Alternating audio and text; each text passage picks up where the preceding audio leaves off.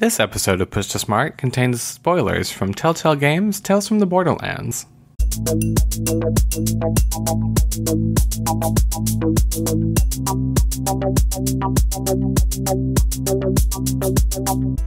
Hello and welcome back to the Push to Smart Water Cooler. This week we are heading back into the deep world of TellTale Games for one of their latest outings, which is Tales from the Borderlands, which takes place in, of course, the Borderlands franchise. The first episode is Zero Sum, and it's very different from The Walking Dead, which is really their darling. Well, I think first we should say we came from this from very different kind of perspectives. You came from this having, I think, played at least one of the Borderlands games, and I have not. Yeah, I beat the first one, but I haven't really gone on in the series. Okay. And this game takes place after the events of Borderlands 2, so I'm not sure if I'm missing much. But would you say it's accessible to people who haven't played the franchise? I mean, I think so. It kind of sets the stage to me, like, okay, Cutthroat Space Corporation, got it. Like, and that's, to me at least, that seems like all you really need to know. Yeah, and then desert crap hole on the planet, and you're good to go.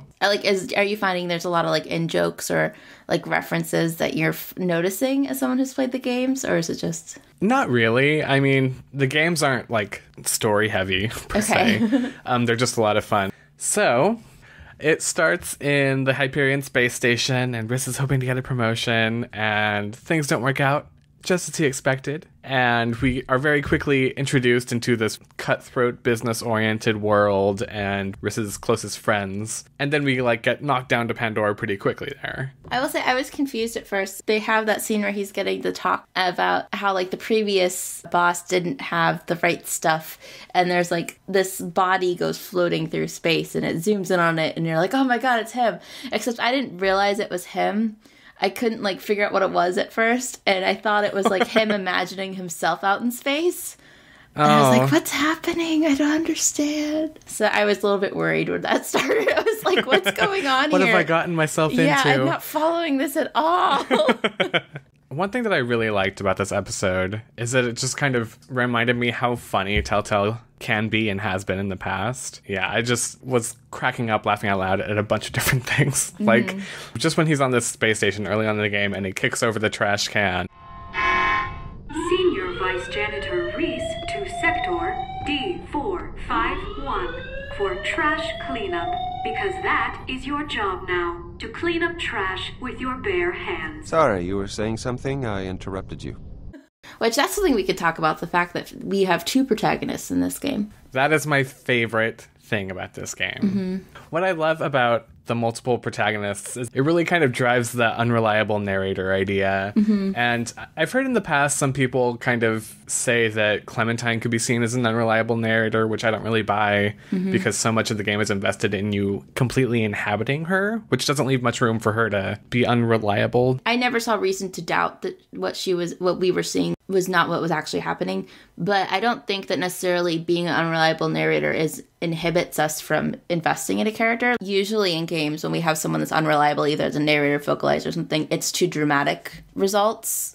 And here it's definitely to service comedy. The thing that I love about this game is that you're actively rewarded for being an unreliable narrator with hilarious scenes. These things where you're like, you know that there is no way that this was a smooth transaction, and but you still say it, and then you're treated to this ridiculous scene where they're having a tea party discussing it. I did not get that one. Oh my god, it's so good. Another thing that I love about having these two protagonists is when you're playing as Clementine, there's so much pressure on you to be capable and to always do the right thing. But in this game, it's really fun to play Riss as this completely incompetent character. It's Office Space in space, kind of. But his interactions with Sasha... when you make him this incompetent guy are just hilarious. And they kind of play with it too, and instead of having the usual Sasha, remember this, it was you trusted Sasha not to beat you senseless. Yeah. Things just appearing up top. Or the moment when you're trying to sneak up on the guard, you and Sasha, and Sasha handles it. Oh my god, it's just such a joyous game. It is. Though I will say, one of the things I almost don't like about it is the conversations are still timed as per the TellTale standard, But the characters keep talking as you're trying to make a decision. And some of the things they're saying are so funny. And I don't want to cut them off because I want to hear the rest of it. Oh, I know. That is a big drawback, is that sometimes I was like, I knew right away what I was going to say and I inputted it, but I was really hoping that they were going to finish their thought at least. Yeah. Like there was one in particular where it's like this guard just walks up to your friend and goes, I'm so sorry, this is really rude, but I just don't like your face. And it was like, I want to see the rest of this conversation. This is so funny. That was the exact one that I was thinking about too, where it's, he's so sincere about it. Like, I'm so sorry. I haven't connected this hard to characters this quickly in a long time. Really? I mean, with Wolf Among Us, I think a big part of what made me like the game so quickly was that I had read fables, that I did know who these characters are. And these are all brand new characters for the most part. And there was such a strong hook in the beginning for basically all of their personalities and their interactions that I was just floored. I also really liked the one line where he says very, like, with like a straight face, I will name my firstborn after Loaderbot or something like that. Yes. And that kind of like, for me, kind of set the stage. Like, okay, this is just going to be ridiculous throughout the entire... Even Loaderbot is a great character. Yeah. I have a question for you. I'm looking at the choices right now. I don't think this is in the choices. But there's this big to-do made about in the beginning when Fiona is given the gun with a single bullet. Ah, yeah. And you have 2 chances to use it. Have you used it yet? I have. Have you? No. Oh. Then I will be very interested to see where that goes. Yeah, I'm wondering if it was just like a 1-episode thing because he gave you 2 chances to use it. But I was wondering about that. I was very stingy with my money, too. Yeah. I was like, oh god, I could use this. And really the only time where I was like, oh, I have to use this is when you were picking out a mask. And even then I went for the cheapest option because it was kind of the iconic Borderlands Psycho mask. I think I chose like the mid-range one. Oh, it tells me what I chose. I chose the Steve mask. Oh, you did? Whichever one that was. And another thing that kind of drives home the absurdity of the game is that there's also this narrative that keeps on intersecting with yours, which is between Zero and Bossa Nova, and that one feels very much more like heroic vendetta happening, and you just keep getting in the way, and you ultimately get him killed. It's like in any other game, that would be what you would be doing. Yeah. And then, no, you're just these bumbling side NPCs that just kind of keep falling in there. And it was just... Oh, it was so rewarding. There were some more gamey aspects to it, like as far as customizing Loaderbot like firing. And scanning. Yeah. I'm looking at my screenshot of my choices, and they say, like, loading up your Loaderbot to unload upon the bandits is a fine art. Customization is a key to stylish kill. Because apparently I took the screenshot when it's talking about machine guns and rockets. But it just... I don't know what or if they can go anywhere with that because it felt very, like, arbitrary. I don't know. Oh, I definitely feel like it was just to customize your scene. Okay. Because I wasn't sure even, like, when I was making that choice, I was like, I don't really know what the difference any of these are going to make. They all seem pretty destructive, so yeah. I'm just going to do it. So I don't know if that's going to be, like, something they build on or if it's just going to putter out after this. That was the only thing that kind of put me off a little bit in this episode because that seemed very, like, not kind of in tune with the rest of the episode, I guess. But I did like the new scan feature. So normally in, like, TellTale Games, you walk around, you click on random things that you're able to click on to get information or get the character to say something about it. And now you have the ability, at least while playing as Reese, to scan certain things using his mechanical computer eye thing and get even more, like, background information on it, which was good for me a little bit too because it kind of set this tone for what's going on in this world I'm unfamiliar with. It was a nice way to add flavor text to the mix. So shall we talk about our choices? I think so. Alrighty. Let's start with Reese. Okay. I played it within a week that it came out, so we'll see how that... I played it like a week ago. Yeah. So, did you tell Loaderbot to evacuate? I did. So did I, and when I played it, 65.7% did as well. Yeah, right now it's still pretty up there, but 63.2%. So what about Sasha? Did you trust her?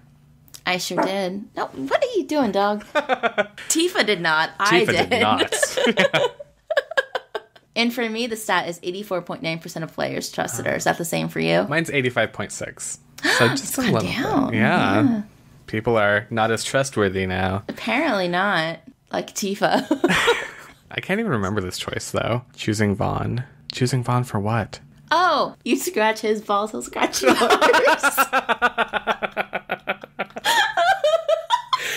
Yeah. I chose not to scratch the balls. I chose my good pal Vaughn. For when I did it, it was 91.9% of players. Gone down. People are choosing to scratch them. And this one is a bit more split for me. Mm-hmm. I chose the machine gun and rockets, and that was 49% when I chose it. Yeah, I did too, and it's 49.5 now. That was the one choice I was like, I don't understand what the difference is, but okay. Yeah. But I'm going to choose rockets. Anyway, Fiona's choices. Okay, so when I played a week ago, I and 42.2% of players kept my cool. And I think that was during when August put the paint on his face after touching the, Oh my god. He put paint on his face? Did you not get that? No, because me and 56% of people grabbed his hand away before he touched it. I let him touch it, and he like pulls his hand away and just like rubs his face and gets purple paint all over it. That is amazing. Oh. Okay, so for the next choice, I and 85.9% of players let Shade accompany me. Oh, it's gone down. Oh. Mine was 86.3%. Well, I and 34.5% of players warned Felix. And what happened? And that was about the bomb. He just threw it away and the whole thing exploded. Probably the same as what happened if you didn't, my guess is. So, me and 35.1% of players shot Felix. Oh! And he exploded. Yeah, so he opened it, and as he's opening it, he says, "You were always my favorite," and then he dies. And you still shot him? I shot him before he started opening it. Okay. Because I was really pissed off, and I felt like Fiona would be not really a forgiving person to double-cross, based on her history. I would get that, but at the same time, she only had one bullet. Yeah. I'm holding on to that Chekhov gun. So then I and 34.3% of players purchased the Steve mask, as we previously discussed. You obviously got the cheapest mask because you're a cheapskate. Yeah. Okay. That I am. Me and 41% of players. It's really fun. I know. I hope they can keep it up because the trend for the TellTale Games, at least I've played recently, have been like, besides maybe the first season of The Walking Dead that just got like pretty much consistently better, but Walking Dead Season 2 and The Wolf Among Us kind of like built, and at the end. Yeah. So I really hope this keeps it up. I hope that it does too, and I have a bit more, maybe this is misplaced, but I have a bit more faith that it will because it's not as... The stakes aren't very high. No. Because they're just NPCs wandering out of everybody else's. Yeah. And you don't really expect them to win, you know? Mm-hmm. And you also don't expect everyone to die off if they're deterministic, whether you help them or not. So I feel like since they have a bit more wiggle room in what kind of narrative Tales from the Borderlands is going to become, that it won't do that. And that's fun because, you know, Walking Dead can be very emotionally fulfilling, but it can also be very draining. Yes, it is. And this was just like I just felt like energized after playing it. I was just like, yeah, video games, yeah. I went and bought the song on iTunes. So did my boyfriend. I was like, yeah, too busy earning. Yeah. Like literally immediately the credits are still rolling. Like, I'm getting this song off of iTunes. And then if it becomes terrible, then you'll never be able to listen to the song again. Oh no! Because it'll remind you of what was. Or it'll be my game of the year. Yeah. The first episode.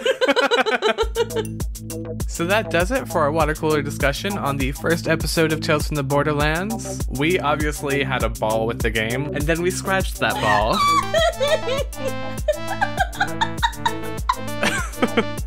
So let us know in the comments what you thought about the episode, and definitely fill us in on the world of Borderlands. I mean, what we may have missed having not played the games, or in my case, having forgotten most of the game. And don't forget to subscribe to keep up to date on all of our latest episodes and water cooler discussions, and come back next week where we'll be talking about this month's Games Club selection, which is Never Alone. You need some help over there? It looks like you're struggling a bit. I already took out mine, so... I got it! It's not what it looks like from here. No, he doesn't. He does not got it.